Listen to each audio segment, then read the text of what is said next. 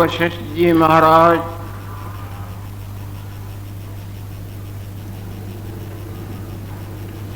भगवान राम को जो ज्ञानामृत का मंगलमय प्रसाद दे चुके हैं, वही मंगलमय प्रसाद भगवान लक्ष्मी नारायण देव की अपार कृपा से हम सबों को प्राप्त होता आ रहा है और आगे भी श्री हरि देने की कृपा कर रहे हैं। पूर्व का प्रसंग है, काकभूषण जी महाराज विद्याधर को समझाते आ रहे हैं, जो ज्ञानामृत भगवान वशिष्ठ जी महाराज ने राम भगवान को दिया था, जो ही ज्ञानामृत भगवान लक्ष्मी नारायण देव हम सबों को देते आते हैं। काकभूषण जी महाराज ने इस तरह से जब विद्याधर को समझाया, तो विद्याधर की जो परिच्छिन्नमय थी उसका निवारण हो गया। जैसे कोई झटका देता है सोए हुए को, तो उसकी सपने वाली मैं गायब हो जाती है, नाश हो जाती है और अपने जागृत रूप में बैठ जाता है। इसी तरह से बहुत कुछ उसके गाफिल मन को उपदेश रूपी झटके दिए, जिससे वो जग गया। जगने का मतलब उसकी जो मैं वासना थी कि मैं फलाना हूँ, विद्याधर हूँ और यहाँ आया हूँ और ऐसा, उस संवेदन का उसने मैं वासना का त्याग कर दिया और वो निर्दुख पद, निर्वाण पद, शांत पद में ऐसे स्थित हुआ जैसे गाढ़ निद्रा में आप अपने मैं को छोड़ देते हैं।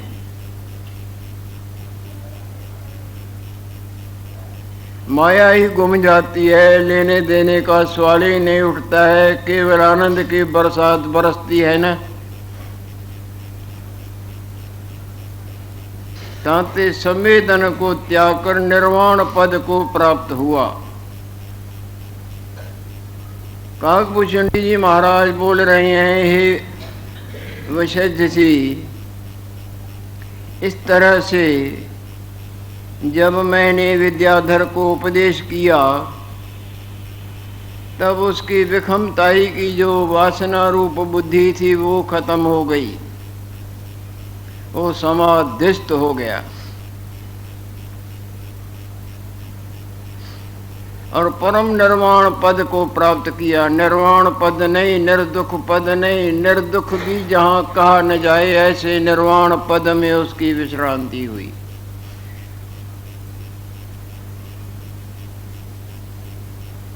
जैसे दीपक बुझ जाता है तो उसका जो फैला हुआ प्रकाश सब गायब हो जाता है न। जैसे कोई जग जाता है तो सपने वाला हम तुम, हमारा तुम्हारा सब समाप्त हो जाता है ना। जैसे दोपहर का सूर्य नारायण प्रकट होता है तो जो सारे संसार को ग्रास कर बैठी थी रात्रि, उसका नामो निशान भी नजर नहीं आता है ना। वो ऐसे निर्वाण पद को प्राप्त भया, जैसे दीपक निर्वाण हो जाता है, तैसे उसका चित्त सब प्रकार के क्षोभ रूपी अग्नि से छुटकारा पा गया। शांत पद में विश्रांतिवान हुआ। जो अशांत होके मेरे पास आया था और युगों के युग जिया था, कोई लोक उससे रहा नहीं गया था, और कोई भोग उसने संसार का, माया का, किसी भी लोक का भोगा न था। और थोड़ा अरसा नहीं, युगों युग। परंतु उसको शांति नहीं आई थी। अब वो उस अकृत्रिम शांति को प्राप्त हुआ जिसके लिए दुनिया दीवानी है। इस संसार के भोग कृत्रिम शांति देते हैं, बनावटी शांति और पीछे अशांति। वो अकृत्रिम अशांति के गंगा को पानी वाला न हुआ, बल्कि बूंद आई गंगा में केवल गंगा रहती है। उसका चित्त क्षोभते रहत शांति को प्राप्त भया। ये ब्राह्मण,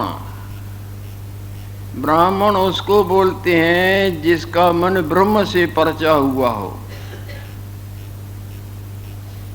सपने के जागृत को जागृत नहीं कहा जाता, परंतु जो इस जागृति को प्राप्त होता है उसी को जागृत कहते हैं। जहाँ सपने में जग रहा हो उसको जागृत कहेंगे। जो संसार के मैं तू मेरे तेरे से रचा पचा हुआ है उसको ब्राह्मण नहीं कहा जाता। वो जात के ब्राह्मण होते हैं। उसमें भी दो प्रकार के, कई कर्मों के, कई जात के और कई दोनों के। यहाँ ब्राह्मण शब्द का अर्थ है जो ब्रह्म से, सत्य से, ईश्वर के साथ भिन्नता के भाव का त्याग करके परचा हुआ हो। सो तो गुरु वशज भगवान तो ऐसे ही हैं। वो तो साक्षात ब्रह्म स्वरूप हैं। हे ब्राह्मण, उसका हृदय शुद्ध था।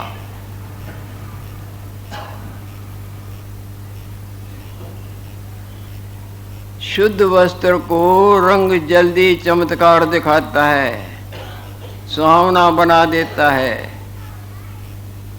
और जिसका हृदय मलिन हो, भोग वासनाओं के कीचड़ से लिथड़ा पिथड़ा हो, मेरे वचनों ने शीघ्र ही उसके हृदय विखे प्रवेश किया। क्यों? कि उनका हृदय शुद्ध था और वो शीघ्र ही समाधिस्थ हो गया।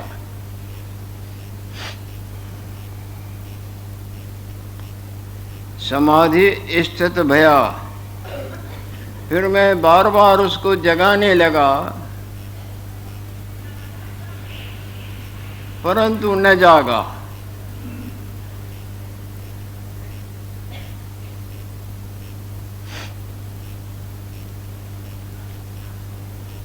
जैसे गाढ़ निद्रा वाले को हल्के हल्के झटके न जगाएं, जोरदार कोई झटका लगे तब।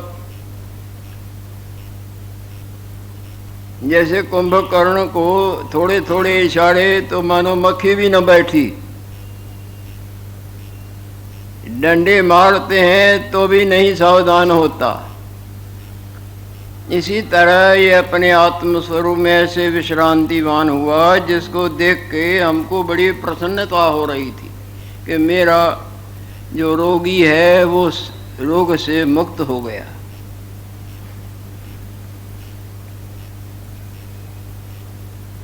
उसको बारंबार जगाए रहा परंतु न जागा है। जैसे कोई जल रहा हो, जलता जलता ठंडे समुद्र में जाके डुबकी लगाए,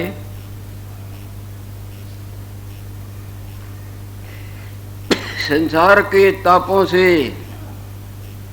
वो तपता तपता हमारे पास आया था। हमारे वचनों रूपी समुद्र में उसने डुबकी लगा के शीतलता पाई। जैसे कोई जलता जलता शीतल समुद्र विखे जाए बैठी और उससे कहें कि भाई बाहर निकलो, बाहर निकलो, तो वो न निकले।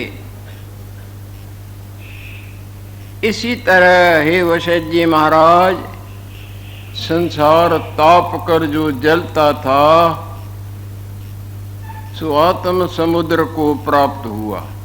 अपना आत्मा समुद्रों का भी समुद्र है, ये समुद्र भी उसमें कुछ औकात नहीं रखते।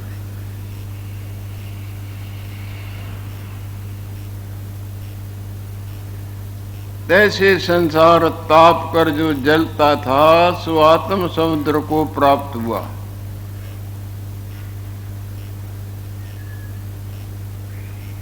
तब अज्ञान रूपी संसार के प्रवाह को नहीं देखता। हे वशिष्ठ जी, जिसका अंतःकरण शुद्ध होता है, जिसका मन निर्मल होता है, वो ऐसे अलभ्य लाभ को शीघ्र ही प्राप्त कर लेता है।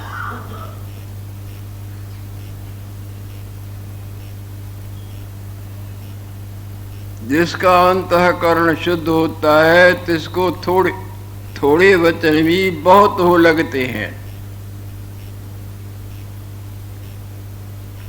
जैसे तेल की एक बूंद जल में डालें तो कितने विस्तार को प्राप्त हो जाती है, और बाहर मट्टी में डालें तो क्या विस्तार को प्राप्त हो। इसी तरह जिनका हृदय शुद्ध होता है उनको थोड़ा समझाना भी बहुत कुछ काम करता है। हे वशिष्ठ जी, जिसका अंतःकरण शुद्ध होता है तो इसको थोड़े वचन भी बहुत हो लगते हैं। जैसे तेल की एक बूंद जल के पड़े तो विस्तार को पाती है, तैसे जिसका हृदय शुद्ध होता है तिसको थोड़ा वचन भी बहुत होकर लगता है। और यहाँ आपको हृदय शुद्धि का भी प्रसाद मिलता है और उसके ऊपर रंग लगाने का प्रसाद भी मिलता है। पहले भगवत नाम स्मरण रूपी गंगा में नहाने से आपका मन निर्मल होगा। निर्मल मन में ही ये वचन टिकेंगे। निर्मल मन जन सो मोहि पावा। जिनके हृदय निर्मल हैं वो मेरे को प्राप्त कर सकते हैं। जिस मकान की नींवें मजबूत हैं वो मंजिल पर मंजिल आगे जा सकता है, और नींवें मजबूत नहीं होंगी, बातें ही बनाते रहें, चढ़ाते जाएं मकान, वो धराशायी हो जाएगा। नायम आत्मा प्रवचने न लभ्य। बातों से भगवान कौन पा सकता है? कोई नहीं पा सकता। Soul is not to be satisfied with the multitude of birth. भगवान बातों से नहीं प्राप्त होते। ये बातें बना के अपने को बड़ा बताएं तो वो भले भूल में है और वो औरों को भी भुलेखे में डालते हैं।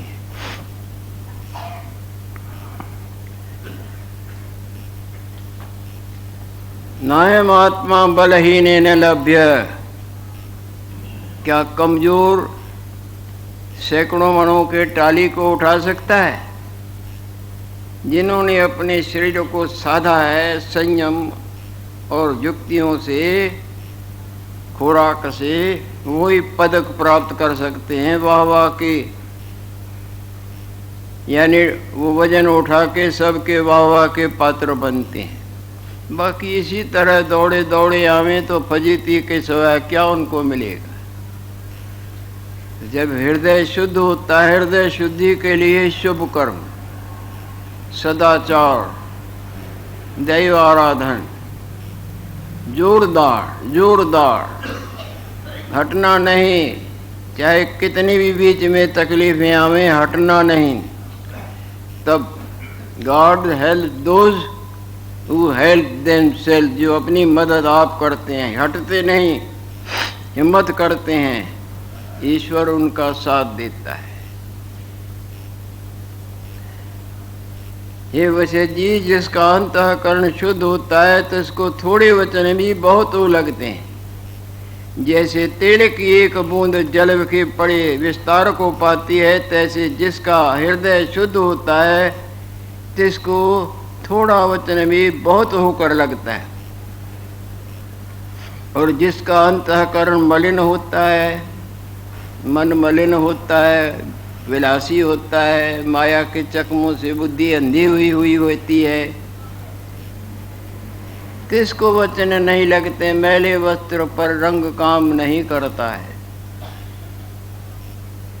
कैसे काम नहीं करता है? मैले वस्त्र पर रंग कैसे काम नहीं करता है? एक बात कहेंगे, एक दृष्टांत देंगे, और ऐसा दृष्टांत देंगे जो मर्म को स्पर्श कर ले। और जिसका अंतर मन मलिन होता है तिसको वचन नहीं लगता। जैसे आरसी के ऊपर, शीशे के ऊपर मोती नहीं टिकता, खिसक जाएगा। इसी तरह उनको कितना भी समझाओ उनको लगेगा ही नहीं। जैसे नशे को कितना भी समझाओ वो अपनी ही तान तानेगा, तैसे गुरु शास्त्र के वचन भी उसको नहीं लगते हैं जिनका हृदय मलिन है। जो जब भोगों से मन उपराम हो जाए, अधिक अधिक भोगों में उल्टा अधिक अधिक रोग लगते हैं। तुंग भोग तुंग रोग, ये महाराज राजा भरतरी जी महाराज बोलते हैं। राजा होते बहुत भोगों में जीवन काटा, पर आखिर देखा कि इनके जरिए से तो मेरे को उल्टा कई रोग भी लगे और अशांति भी मिली, और जिसके सुख के लिए किया वो सुख तो नहीं, उल्टा कई दुख के कांटों से मन पीड़ित हो रहा है। तब सब छोड़ छाड़ के भगवत प्राण हो गया और आगे चल के हिम्मत नहाड़ी।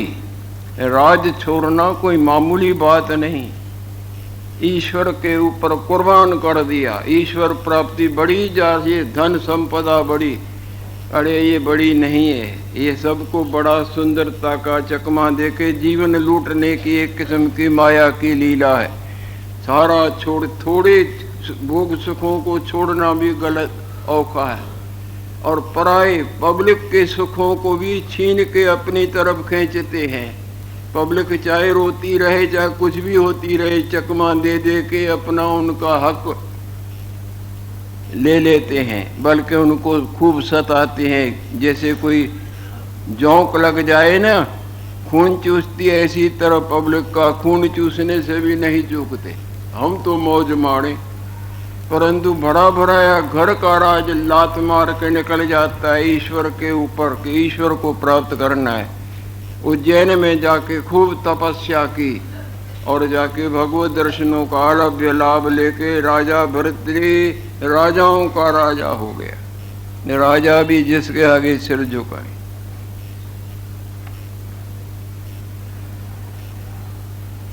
जैसे आरसी के ऊपर मोती नहीं ठहरते, तैसे गुरु शास्त्र के वचन उसको नहीं लगते। जब विषय ते वैराग्य होवे तब जानिए कि हृदय शुद्ध। कैसे पता लगे कि मन सफा हुआ? जब भोग वासनाएं मीठी न लगे, सवाए परमात्मा के और कुछ मीठा न लगे।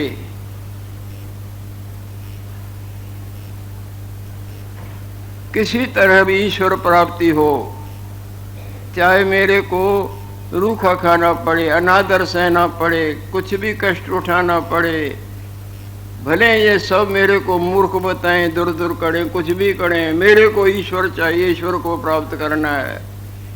ऐसी जब धौं लग जाए तो सर्वांतर्यामी सब जानते हैं। घट घट के पट पट की जाने, भले बुढ़े की पीर पहचाने, उससे कुछ भी छिपा हुआ नहीं है। ये यथा माम प्रपद्यंस्ते ताम तथी भजामि। जो जैसे मेरे को भजते हैं, जैसे मेरे स्नेह करते हैं, मेरा भी स्नेह समझ लेना उनसे कम नहीं होगा। बाहर से भले उनको न दिखे, परंतु मेरा मन हट नहीं सकता है उनकी तरफ से, यदि उनका नहीं हटता तो। जैसा कोई बिंब बनाता है, प्रतिबिंब वैसा हो जाता है। तो भगवान बोलते हैं जो जैसे मेरे को भाई गीता में महाराज ने बोला है, ये यथा माम प्रपद्यन्ते ताम तथे, जो मेरे को जैसे भजते हैं मैं भी उनको वैसे ही भजता हूं। जैसे गुरु शास्त्र के वचन उसको नहीं लगते, जब भोगों से बिल्कुल उपराम हो जाए तब जानिए कि इसका हृदय शुद्ध हुआ है, अब ये भगवत रंग से रंगित होने का अधिकारी हुआ है। हे वशिष्ठ जी, जब मैंने इस तरह से विद्याधर को उपदेश किया तब वो जल्दी ही आत्म पद को प्राप्त किया। आत्म पद के बरोबर कोई पद नहीं। भावें असंख्य बुदबुदे हों पर सबों का अपना आप तो फकत पानी है ना। चाहे इस टुकड़े में दिखते हों, चाहे उस टुकड़े में, चाहे सारे समुद्र में, कहीं भी असल रूप में ये हमारा रूप नहीं है। असल रूप में संसार भी नहीं। जैसे असली हमारे जागृत रूप में स्वप्ने वाला अपना रूप नहीं, और वो जो भी दिखता है वो भी नहीं होता। असल रूप में आलम नहीं, नहीं उदय नहीं अस्त। जब उदय ही नहीं हुआ है तो अस्त कैसे होगा? जो जन्मे ही नहीं है वो मरेंगे क्या? ये श्याम भगवान संत भगवान के वचन हैं। हे वशिष्ठ जी, जब मैंने विद्याधर को उपदेश किया तब वह शीघ्र ही आत्म पद को प्राप्त भैया, क्योंकि उसका चित्त निर्मल था। क्योंकि वो युगों बेचारा भटका था, सुख पाने के इच्छा को लेके बड़ी बड़ी तपस्याएं की और बड़े बड़े उत्तम लोकों में गया, जहाँ भगवान शंकर निवास करें, नारायण देव निवास करें, ब्रह्मा जी, स्वर्ग की तो बात ही क्या है। और वहाँ बहुत अरसा रहा युग, क्योंकि मेहनती था, विद्वान था, बड़े अनुष्ठान, बड़ी तपस्याएं, जिसके तपस्या के मेहनत के बल से उस लोक में पहुँच के बड़े बड़े सुखों का उपभोग किया, परंतु शांति न आई। इससे ऊब के वो हमारे पास आया था। हे वशिष्ठ जी, जब मैंने विद्याधर को उपदेश किया तब वह शीघ्र ही आत्म पद को प्राप्त भैया, क्योंकि उसका चित्त निर्मल था। हे मुनीश्वर, जो कुछ आपने मेरे से पूछा था सो मैंने आगे आपके सामने वर्णन किया। पूछा था ना, गुरु वशिष्ठ जी भगवान गए थे, कभी जाते जाते काकभूषुंडी जी के स्थान पर पहुँचे थे और वहाँ उनकी विराट सभा देख के, निर्मल मंगलमय प्रसाद का वितरण देख के उनसे चर्चा की कि हे पक्षीराज, ऐसा भी कोई संसार में आपको ध्यान में आता है जो बहुत युग जिया हो और बड़े बड़े सुखों का उपभोग किया हो, परंतु शांति न आई हो? इस पर काकभूषुंडी जी महाराज ने अपने पास आए हुए विद्याधर का प्रसंग सुनाया कि प्राचीन बात है, एक विद्याधर जो बड़ा ही विद्वान था, तपस्वी था, पुरुषार्थी था, अपने तपस्या अनुष्ठान भजन के बल से बड़े बड़े लोगों में गया और बहुत अरसा जिया, सुख को प्राप्त करने के लिए कोई कसर न छोड़ी। जैसे हम तुम सारा जीवन काटते हैं सुखी होने के लिए, परंतु दुख पीछा नहीं छोड़ते हैं। इसी तरह करते करते रकम खत्म हो जाती है, कहाँ से आया और कहाँ नारायण देव कृपा करे, फिर भटकता ही रहता है। सब सुख के भूखे हैं ना। अगर किसी को और भूख हो तो हिम्मत हुई तो हाथ उठा के दिखाएं। कोई कहे नहीं हमको पत्नी, हमको पति, हमको ये वो सब किस लिए?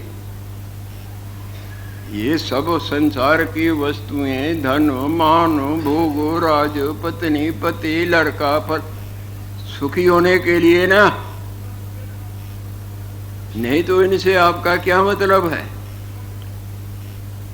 सब अपने अपने सुख से बंधे हुए, माया इनको चक्कर देती है, भुला देती है, ये हो जाएगा तब सुखी होंगे, परंतु इस तरह करते करते जीवन नष्ट हो जाता है।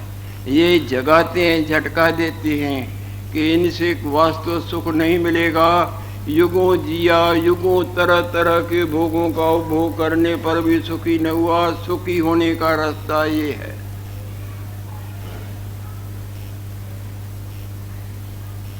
हे मुनीश्वर, जो तुमने मुझसे पूछा सो कहा।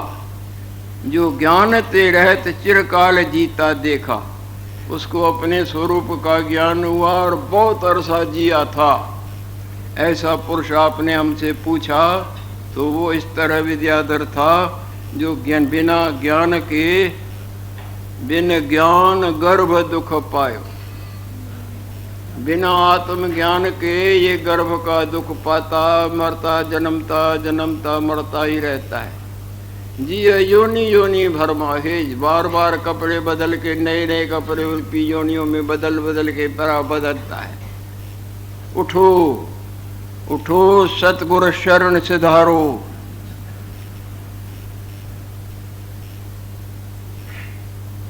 तीन काल ते आत्म यार, भूत भविष्यत वर्तमान की उसमें गम्यता नहीं। ऐसा तुम्हारा असली अपना आप है। ऐसे अपने आप के जानने का गुरुदेव इशारा करते हैं, उनका शब्द याद आ गया।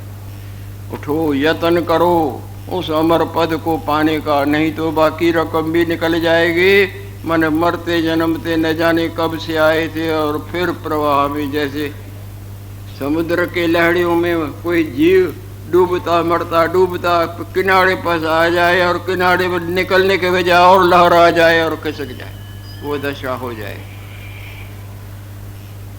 हे मुनीश्वर, जो तुमने मुझसे पूछा सो कहा। जो ज्ञान ते रहत चिरकाल जीता देखा, वशिष्ठ जी ने कहा।